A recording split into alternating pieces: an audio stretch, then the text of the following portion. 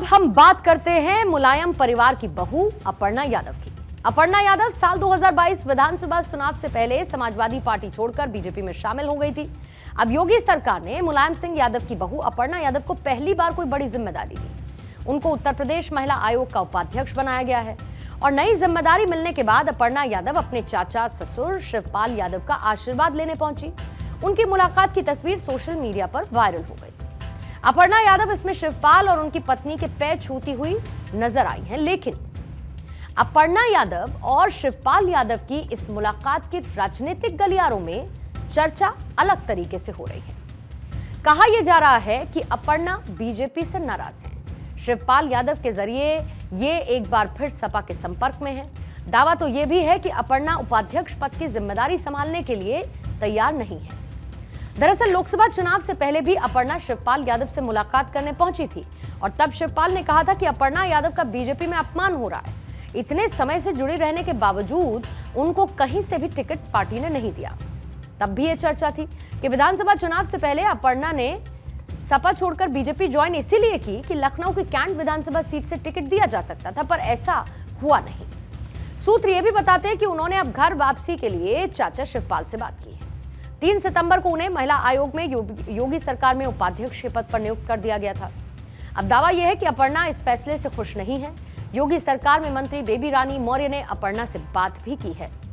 बेबी रानी मौर्य, जो कि उत्तर प्रदेश की महिला कल्याण एवं बाल विकास मंत्री हैं, महिला आयोग इस विभाग के ही अंतर्गत आता है और सूत्र ये बताते हैं कि बेबी रानी मौर्य ने अपर्णा को कामकाज में पूरा अधिकार और आजादी और स्वतंत्रता देने की बात की है।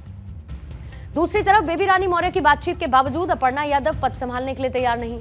उनका कहना है कि यह पद उनके कद के मुताबिक नहीं है। दरअसल अपर्णा यादव को इस बात की उम्मीद थी कि विधानसभा चुनाव में टिकट मिल जाएगा, लेकिन मिला नहीं। फिर लोकसभा चुनाव में टिकट मिलने की उम्मीद थी, वहां पर भी नहीं मिला। कई मौकों पर अपर्णा ने यह कह भी दिया कि वो अपने परिवार के सदस्य के खिलाफ चुनाव नहीं लड़ेंगी। हालांकि उन्होंने रायबरेली लोकसभा निर्वाचन क्षेत्र से टिकट की इच्छा जरूर जताई थी, लेकिन पार्टी ने उन्हें टिकट नहीं दिया। लेकिन 3 साल में पहली बार उनको कोई जिम्मेदारी मिली है। उनको यूपी महिला आयोग में उपाध्यक्ष पद की जिम्मेदारी देगी, लेकिन इसे वो अपने कद के मुताबिक नहीं समझती और उन्हें लगता है कि उनका बीजेपी से मोह भंग हो रहा है। एक बार फिर क्या वो घर वापसी करना चाहती हैं?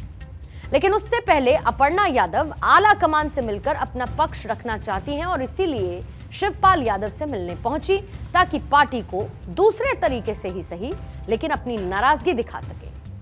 इसी बीच उत्तर प्रदेश बीजेपी के अध्यक्ष भूपेंद्र चौधरी का कहना है कि कोई नाराजगी है, अपर्णा यादव अपना काम ठीक से कर रही हैं, हमारे साथ है, कोई नाराजगी नहीं है। दरअसल वो ये कह रहे हैं और साथ ही बीजेपी में कंधे से कंधा मिलाकर वो काम कर रही हैं।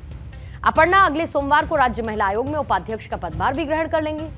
दरअसल यूपी महिला आयोग का उपाध्यक्ष बनाए जाने के बाद से कहा जा रहा है कि बीजेपी ने अपर्णा यादव का कद घटा दिया है, ऐसा उनको भी महसूस हो रहा है और साथ ही ये भी कि ये पद उनके कद के हिसाब का नहीं है। लेकिन बीजेपी ने आखिर अपर्णा को अध्यक्ष पद क्यों नहीं दिया, उनका कद क्यों नहीं बढ़ाया, इसका जवाब तो मुख्यमंत्री योगी आदित्यनाथ जानते होंगे। लेकिन अपर्णा यादव के बारे में आपको जरूर जानना चाहिए। मुलायम सिंह यादव के दूसरे बेटे प्रतीक यादव की पत्नी है अपर्णा यादव। साल 2017 में सपा ने लखनऊ कैंट विधानसभा सीट से अपर्णा यादव को टिकट दिया था। हालांकि तब वो बीजेपी की रीता बहुगुणा जोशी से हार गई थी। कहा यह जाता है कि बीजेपी में कोई भी पोजीशन आप किस परिवार से हो इस वजह से नहीं मिलती है, आप पार्टी के लिए कितना संघर्ष कर रही हैं इस बात से आपको जगह मिलती है। और शायद बीजेपी ने अपर्णा को उपाध्यक्ष पद देकर अपने आप को प्रूव करने के लिए एक मौका दिया है। लेकिन राजनीति है जो हर दिन करवट लेती है। ऐसे में अपर्णा का स्टैंड क्या रहता है, ये तो भविष्य की राजनीति ही बताएगी।